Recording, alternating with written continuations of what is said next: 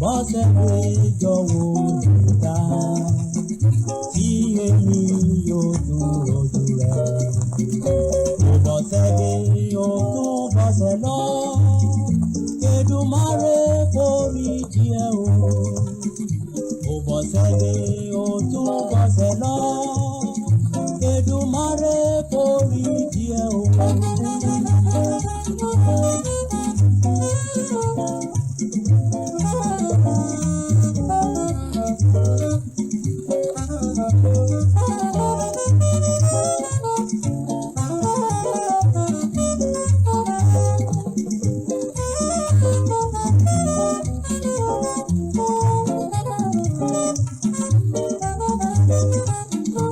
Bọ́sẹ̀ lè jọ̀wọ́ ló dá tí èmi yóò tún rojú rẹ̀. Mo bọ́sẹ̀ dé o tún bọ́sẹ̀ lọ, Èdùmàrè forí jìẹ́ o. Mo bọ́sẹ̀ dé o tún bọ́sẹ̀ lọ, Èdùmàrè forí jìẹ́ o.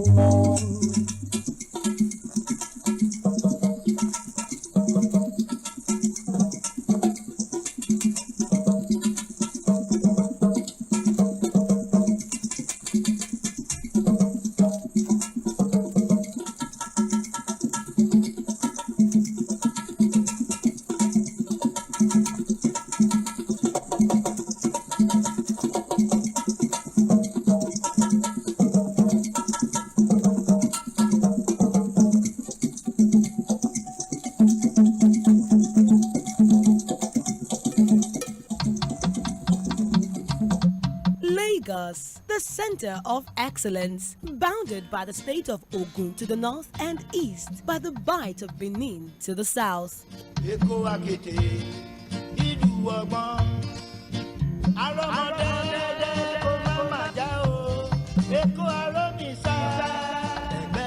Lagos, from pre-colonial to post-colonial era, has always projected its beautiful tradition, culture, people, and heritage. From Ìsàlẹ̀ Èkó to Ekpe, Badagry, Èbúté Mẹ́ta to Ikorodu, the Lagoon State comes with stories that would always delight your mind. Join us every Thursday from 11:15 a.m. to 12 p.m. on Mainland 98.3 FM as we take a cursory look at the beautiful history, heritage, people, and places in Lagos. Lagos through the ages.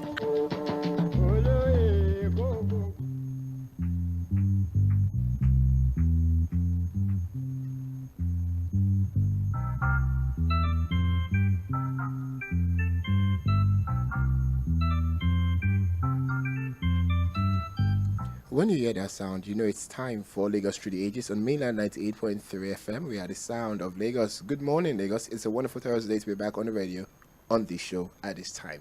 My name is JAYDAN, reporting for duty this wonderful Thursday on the show called Lagos Through the Ages. So if this is your first time of tuning in to this frequency at this time, what we do is simple. Lagos is a beautiful place, no doubt, but Lagos is also a city with a lot of rich history and a lot of tradition that many people do not know. It's so cosmopolitan these days that everyone believes that Lagos is just a potpourri of different people with no heritage or culture. But as much as possible, it's only our duty, pro bono, or our own CSR, to ensure that in our own little space, we try to educate a few people on the history, the culture of Lagos, and everything that makes the city the center of excellence that it is. We've had different guests on the show, from the princes to the kings, to people who understand the history of Lagos. Not so long ago also, we had Mr. Muyiwa Majekodomi, who used to have the now defunct Jazzville nightclub in Lagos, who is also quite instrumental in the music that has become the national music, Afrobeats, that we all enjoy today. Today on the show is no different. Today on the show we have someone, when you talk about arts in Nigeria, in Africa, for sure his name will come to bear. He is regarded as the largest collector in Africa as of 2016. It was recorded that he was the largest collector of art in Africa in 2016 and the top 100 art collectors in all of the globe. Wow, it's amazing to have someone as... first time I met him, no, several times. Okay, as a kid, you go to several functions and you see him. As an adult in the University of Lagos, on that radio station, on a certain Sunday, someone steps in, and we had I was just a small boy, and it was such a great honor to have talked to him at that time. Fast forward 10, 15, 10 years after, that's like 2013 if I'm correct, I'm in the same studio with him once again, right here on the mainland, in the city of Lagos, Nigeria, mainland 98.3 FM, the station, the show Lagos Through the Ages. I have Prince Yemisi Adedoyin Shilon. He's a prince of Ake in Abeokuta, Ogun State, and also hails from the Shogolu and Oguntayo lineage of the Lion ruling house of Ake in Egbaland.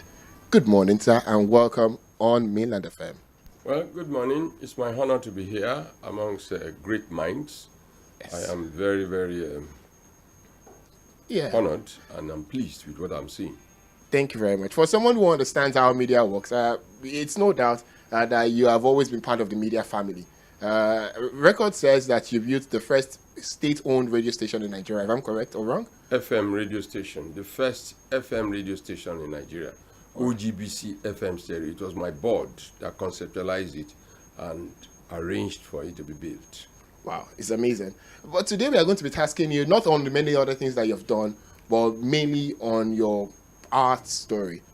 You are amongst the largest collectors in all of the globe. So sometimes my former boss would say, "Oh, Kunle, that's the name that they sign my checks in.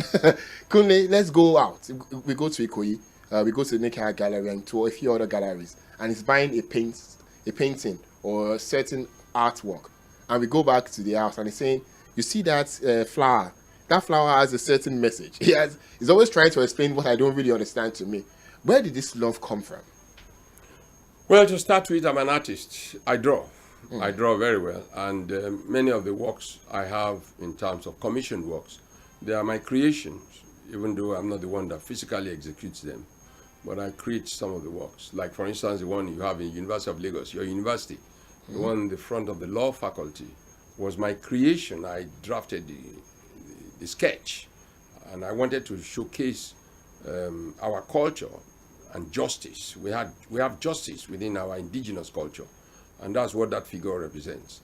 So the love comes from the fact that I'm an artist. Unfortunately, mathematics took me away from art into engineering, law, business administration, name it, all these qualifications. But first and foremost, I am an artist. And I started collecting when I was at the University of Ibadan as a boy. And I've remained that still today. So my life revolves around art. It makes me happy. It makes me contented. It makes me feel fulfilled. And it has taken me around the world, in about 75 countries of the world, trying to discover what art is all about, what is heritage, and so on and so forth. So that's my life. Wow. It is Mainland 98.3 FM. Lagos Through the Ages is the show. If you're tuned into this frequency, thank you for joining us. If you're watching us from anywhere in the globe, just go on your Apple Play Store and search for Radio Garden and look for Mainland 98.3. And you can also stream live with us. We are on Facebook, Mainland FM 98.3. On Instagram, Mainland FM 98.3. YouTube is Mainland FM 98.3. But our streaming platform is mainly YouTube and Facebook, Mainland 98.3 FM. Join us there, watch live. You can as well watch later if you don't get to see the first one. And we will always ensure that there's always knowledge for you to learn. So back to your story. But you've basically stayed in Lagos for a very long time. I understand how art has evolved in Lagos. Lagos is a beautiful place. There are a lot of artwork around us that is worth looking at over and over again. As a state and as a nation, what's our relationship with the Nigerian people with the art? I don't think we are necessarily the most art-loving people, or do you think I'm wrong in my summation? I must tell you that as a people, we are not very close to art. We see art from the demonic angle.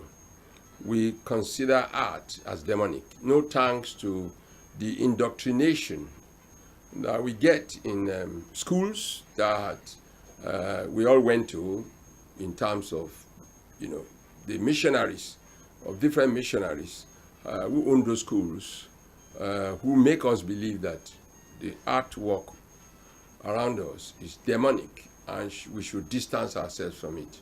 However, my journey around the world, especially when I've been to the Museum of the Vatican in Rome, And I can tell you that looking around the world in India, I've been to Hindu's temple, I've been to the Buddhist temple in China, I've been to Bruges in Belgium, where you have the Mother and Child produced by Michelangelo, the Pieta in Vatican, Florence, and so on. I have come to discover that there is a misrepresentation, deliberate misrepresentation by the missionaries and the latter-day religious institutions that confuse our people and make them believe that objects created by artists are demonic. And I keep reminding them. I went to the primary school in Yaba, St. Patrick's Primary School in Yaba, and there is a church in the same compound with St. Patrick's Primary School, St. Dominic's Church. And I can tell you that as a kid, we had different images, sculptures of Mary, Joseph, angel this, angel that. And we used to kneel down at the grottos to pray to Mary to intercede on our behalf before Jesus Christ. We used to pray to the earthly father of Jesus, Joseph, and so on. But they've turned around these things to make people believe that whenever an artist produces a work, it is demonic. You should distance yourself from it. You should disregard it, which is very unfortunate, and it has affected the art world a lot. Some people come to my home and they see my highly sculptured garden in bronze, in stone, in metal, and so on. And they say, "Oh, but what are you doing with these works? Let me see, you are supposed to be a Christian." And I laugh. I laugh because they are not informed. They don't sit down to study the history of art. I've been to the ancient museum in central Brussels, where you have the work of Van Dyck, Van Eyck, the early artists, the great works of Leonardo da Vinci, Giovanni, Paul Rubens. In fact, there's a museum in Antwerp that I've been to by Paul Rubens. And you go down to Antwerp, you see the cathedral, St. Mary's Cathedral, with Jesus Christ dropping from the cross. You find that what happened with religion was that those years, centuries ago, when the Western world could not read and write, they used religion to propagate. They used art to propagate religion by asking artists to draw images of scriptures that represented, because people could not read and write, and trying to come home. Our people have been poorly indoctrinated to believe that the works of art are demonic and that they evoke spirits. In fact, somebody came to my home and said, "Hey, you have this work. Are you not afraid to sleep in this house?" And I said, "I have about 400 of it in my bedroom." And my children grew up amongst art. They crawled, because I was collecting art before I ever met my wife, not to have my children. They crawled, and none of them is deformed. None of them is... so it's a question of wrong indoctrination and poor knowledge base by people. And it's affecting the art market. Yes, and the art market is very, very viable. We talked about how much a certain art will cost, $1 million, $2 million. It's almost unimaginable that just one small work would cost that amount of money. Do artists in Nigeria even really make money? The artists in Nigeria make money, but they have to do 10 times more work than their mates outside Nigeria, because the collectors are not that many. Those who collect are not that many. So you are talking about the quantity of the size of the market is not as big as you have in other parts of the world. For instance, I'll tell you one thing, that in the world, the global art market is worth about $579 billion, estimated as at 2023. That's the world. And as I'm speaking to you now, at the end of 2020, $67.8 billion artwork was sold in the world, led by America, followed by China, and then the United Kingdom. So the art market is very, very low. And only $1.8 billion in Africa.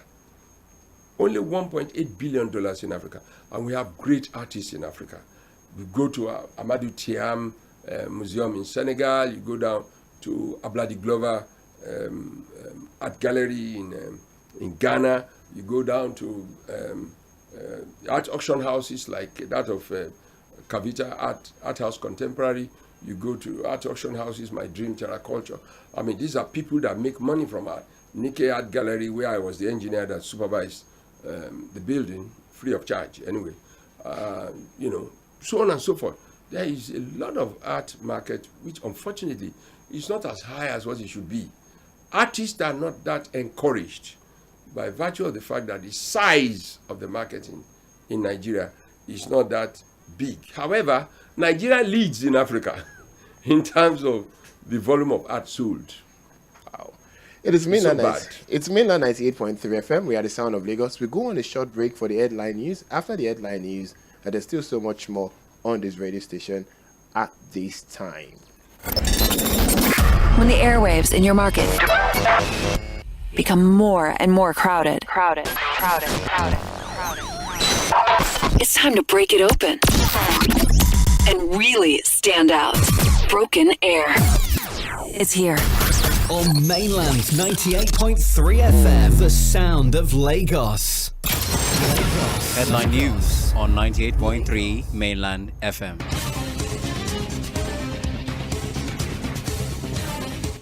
Good morning. Headline news on Mainland FM. My name is Sage Babalola.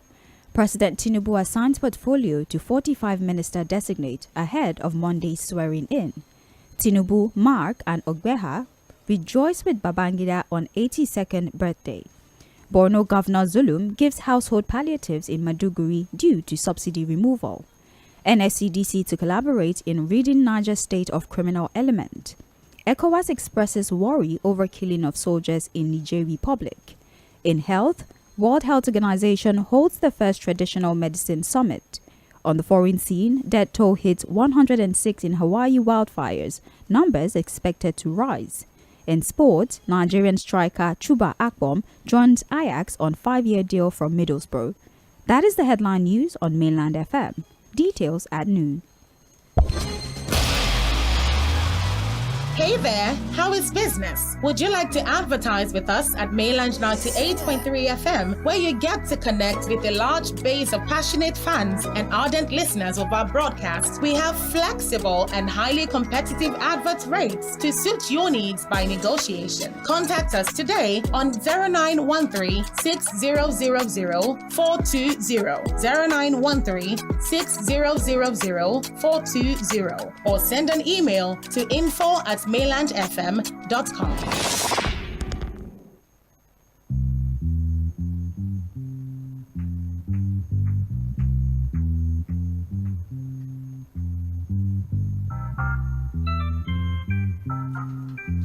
That was the headline news from Sage Babalola. This is Mainland 98.3 FM. We are the sound of Lagos. Lagos Through the Ages is the show that is specially designed to tell you the history, the culture, the tradition of what Lagos is and what Lagos represents. And every time on the show, there's always something special.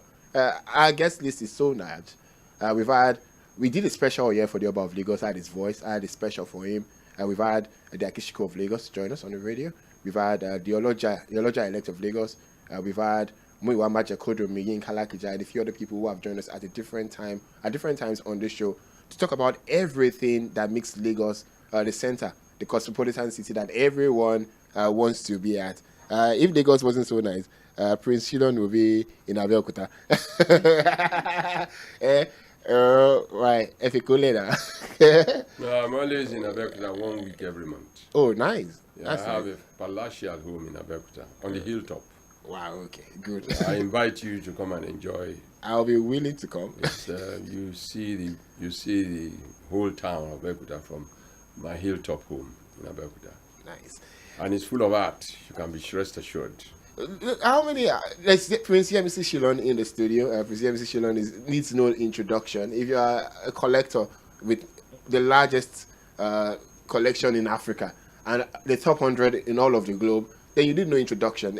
There's a long list of things that he has done, both pro bono and what he has made money from. He has also had a very, very long professional career that many people would struggle to leave by in their lifetime.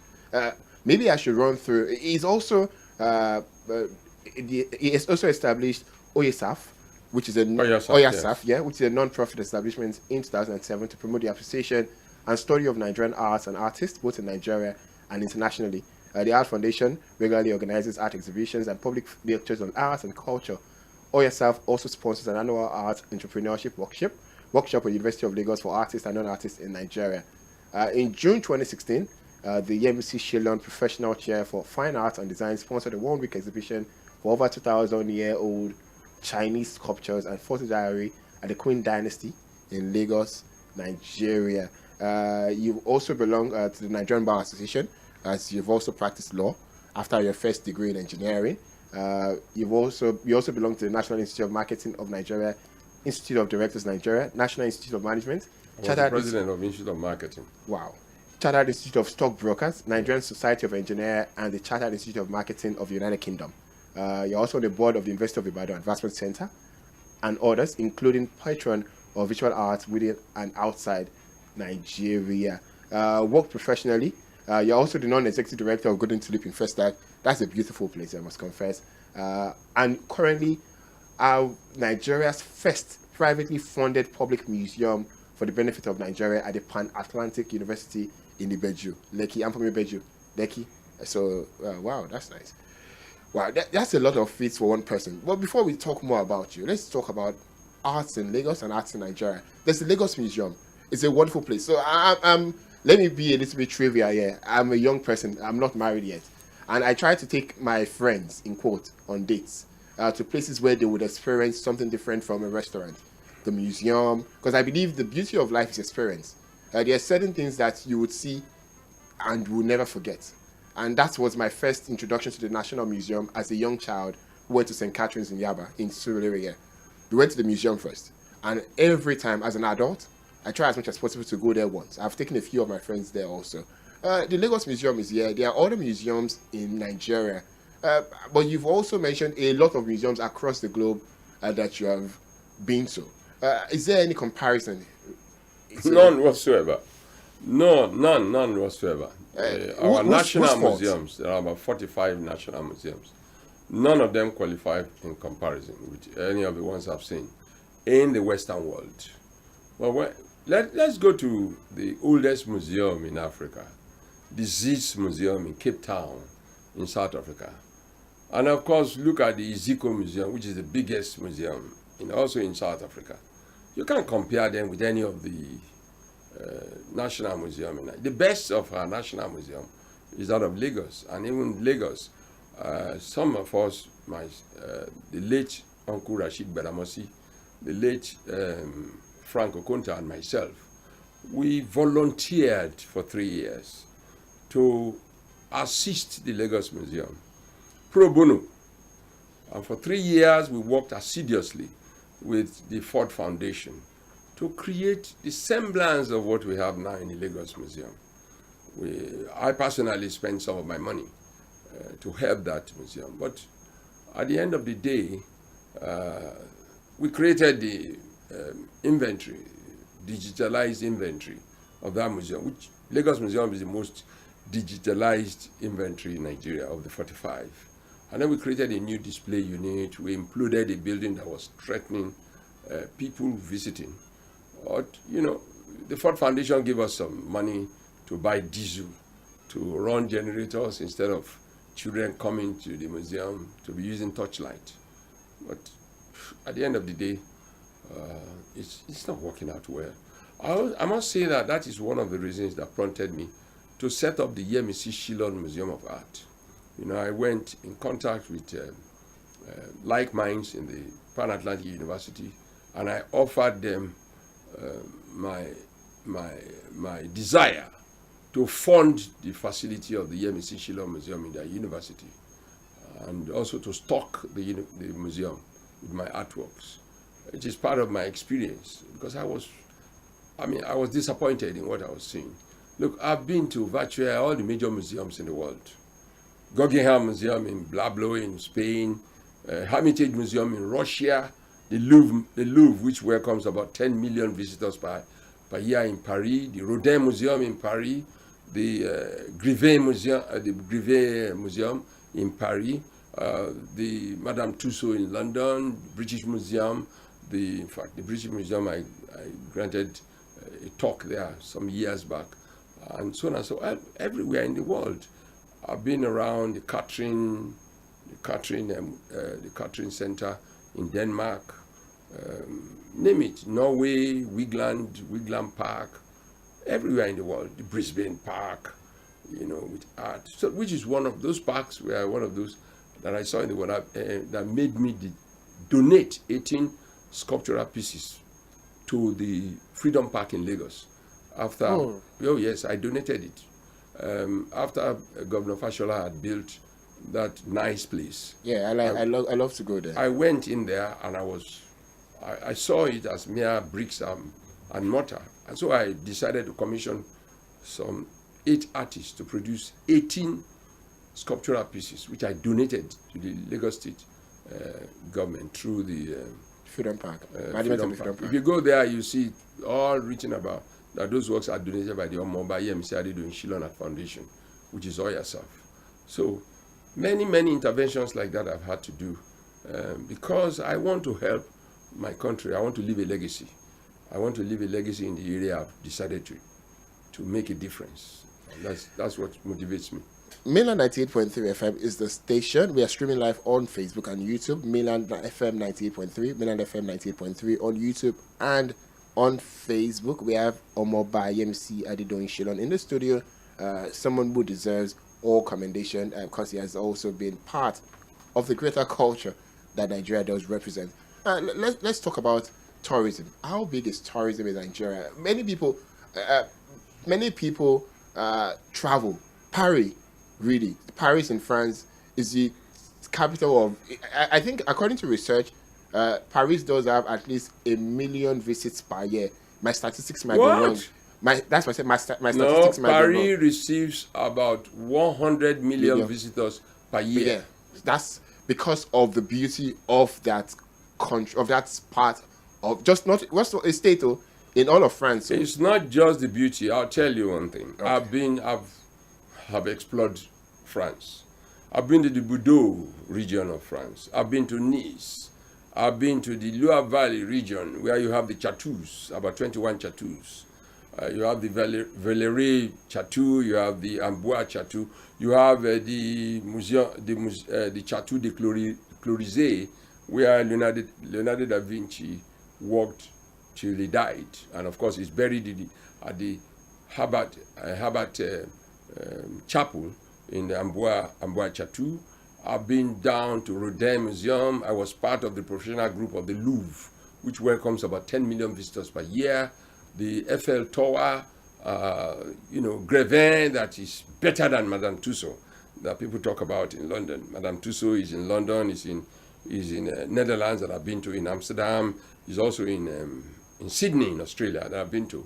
And so France offers you something that you cannot resist. France welcomes, and I mark my difference, France welcomes the largest tourist visitors in the world because it has this expanse of what can interest people. Whereas America has the largest galleries and museums in the world. America has makes the largest amount of money from tourism. And I quote end of 2018, my last research, which you can verify, America made about $1.6 trillion in tourism, followed by China with about $1.5 trillion. France comes third with something much less, I think about 300 and something billion dollars. And then you have Spain, Britain, Germany, Nigeria. What Nigeria makes is most people who come in here pretend to be tourists just to get entry into this country. We don't have the facility for tourism. And we all talk about tourism without understanding what tourism is. Number one, tourism requires you to believe in your culture. You have to believe in your culture. You have to showcase your culture that people will look up to in different parts of the world to say, we want to come and experience a unique culture different from us. Right now that I'm talking to you, Brazil has taken our culture into the marketplace and are making money from it. President Lula has declared Isheshe Day in Brazil, and then combined it with the Isheshe Festival with the Rio Festival that takes place in Rio de Janeiro. And in Kwara, Nigeria, they are still fighting over... Correct. So you don't talk about tourism when you don't even believe in your culture. I was talking to somebody yesterday who was telling me, I don't have anything to do with Nigeria's culture because they worship idols. And I laughed. I said there is a difference between religion and culture. Culture contains the philosophy of a people, the virtues, the attributes of a people, the customs, the traditions, the indigenous economic system, the way of life of a people, their music, their art, their literature, their dress. Look at me, I'm dressed as a typical Nigerian, head to toe. That is culture. But when you find the average Nigerian dressing like my brother here, like an American, and he's saying he's welcoming tourists to his country, or when we pull down buildings that are supposed to be national heritage structures, we pull them down and put buildings that look like that of Chicago or that of London. And you are telling why would I come to this country if I'm in Miami, if I'm a Miamian, to come to Lagos? I have the seafront in Miami too. Go down to Key West, which is down in America. You know, what is it special about Lagos that I can't find in my own country if I'm American? So, but you have to produce something unique. Your culture is what you sell with tourism. You don't sell anything but your culture. And your culture means you must put your culture in your institutions. You must put your culture in your infrastructures. You must put your culture in your systems and so on and so forth to attract foreigners to come and visit you, to experience a different culture from theirs, to have leisure, to and so on. And of course, you must also believe in domestic tourism. We don't even travel within our country. We're talking about international tourism. Let's go to domestic tourism. When last did a Yoruba man go to Maiduguri? Or when last did a Yoruba man go to Enugu? You know, we don't even visit our own selves. We don't practice domestic tourism. We are wanting other people to come to our country. Look, tourism is a serious business. Tourism is something that you must sit down and look at all those man-made and nature-given sites and create calendar of activities that you now popularize and let people know. Your concierge in your hotels must have leaflets of what is available in Lagos, so that when I land Lagos today, I go to my hotel in a co-hotel, I begin to look at where can I visit in Lagos. We don't have anything like that in Lagos hotels, top hotels. We are talking about tourism without knowledge. The knowledge about tourism requires more than just mountain tourism. Look, I have seen it in the world. I've been to over 70 countries in the world as a tourist. And I didn't go there to go and buy anything. I went there to conquer the world. I've been to India on the Palace on Wheels for 1 week, touring the whole of India, seeing what the Maharajas did in India from the 15th century, made a difference in the world. I've been to Macau, Hong Kong, China, name it, everywhere in the world. And what do I go to see? I go to see the difference. I'll give you one experience. In Singapore, in 2006, I went there as a tourist. And I went to a street where the first building was a Hinduist temple. The second building beside it was a Buddhist temple.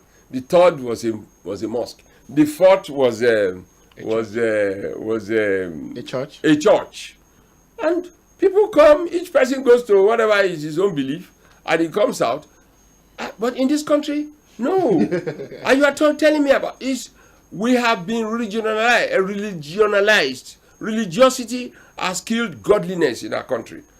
We talk about religion and about religion, we are all hypocrites. The point is, we have to design tourism to ensure that our culture is properly reflected. And when I talk about culture, forget about, don't throw the baby with the bathwater. The baby of our culture should not be thrown away with its bathwater. The bathwater, throw it away like other countries have done. They threw away the bathwater. Do you know there was a time before 325 AD when a lot of what is now practiced today, there was a time, culture, so very serious job. Okay. That's Coming to my house. The last count in 2016, I had over 7,000 works of art in my house, made up of what I have in Abeokuta and Lagos. And again, CNN came on a visit in 2016. In 2016, the other bodies, they have seen my works. I have over 7,000 works of art. I live in art. I breathe art. I feed with art. I do everything around me in art. And I've been doing that from my early years. Early years. I was in part 2 in University of Ibadan when I started collecting art. And I'm still collecting. I collected yesterday 2 works of art by David Jackson. He delivered 2 works of art to me. I still collect every day. That's rather amazing. It's Mainland 98.3 FM. My name is JAYDAN. The show is Lagos Through the Ages. Our guest is Omoba Yemisi Shilon. We have less than 7-8 minutes to go, but we have a few questions that are quite important. Not so long ago, I think during the last administration, certain work of arts are traditional, how do I emblem, maybe. Some of our work that the British stole during the colonialism, especially when returned to the Benin, where there was this conversation about it being returned to Benin, or should it stay in the museum in Abuja or thereabout. It's no news that during pre-slave trade, after the slave trade, and during colonialism itself, a lot of our work, especially from Benin, the Benin bronze, were stolen.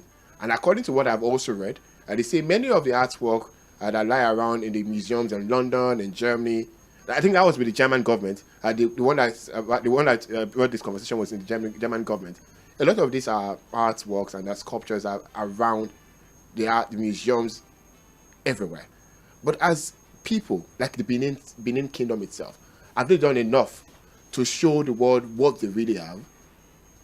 Well, let me start by telling you that the Benin's respect and love their art. There is a guild of carvers in Benin. We have been serving Obas right from the time of Oromiyan, Iweka the First, down to Oba Ewurare the First, down to Oba Isige, name it, all the great Obas. But Ewurare the First was the greatest one in terms of what he did with the art. These works, we have resolved it now. Nigeria has resolved who is going to manage it. Buhari, that was one of the last. But there is one problem. Those works dated our essence date. We are not being deceived. Very late family to this country, and I've asked them, how did you date the work? Is there a certified certificate indicating the age of this work? So we need to know more about dating of artworks and ensure that those works are properly dated and we are not deceived. As we begin to go, one last question. We can't stop the conversation. It's a conversation we can have for days and days and days. But one thing will remain for sure. You are in your 70s as at now. I am 71. 71. In the next few years, we never can tell. You are not scared of death. That's what you have always said. What do you want to be remembered for? I want to be remembered for as a man who came to this country to live a selfless life and build legacies, selfless legacies for others. I mean, for instance, the Yemisi Shilon Museum of Art, I'll be remembered for my role. Freedom Park in Lagos, I'll be remembered for my role. There's University of Lagos, I have a monument there in my name. University of Ibadan, I have a monument in my name. If you go down to University of Ife, go to the Vice Chancellor's office, you see my name in the Roll of Honors for the role I played in University of Ife in 2002 when the university needed me. You go to University of Port Harcourt, you have my name. I have established I've endowed a professional chair from which many things have happened in University of Port Harcourt. I'm about concluding one now at a university in my hometown, about my law practice. So I'll be remembered for many, many things as a selfless man. And I know this happening different artworks, mean case to the world. One day we'll talk about on the radio. Yes, sir. Thank you very much. It is Mainland 98.3. Go Shegun.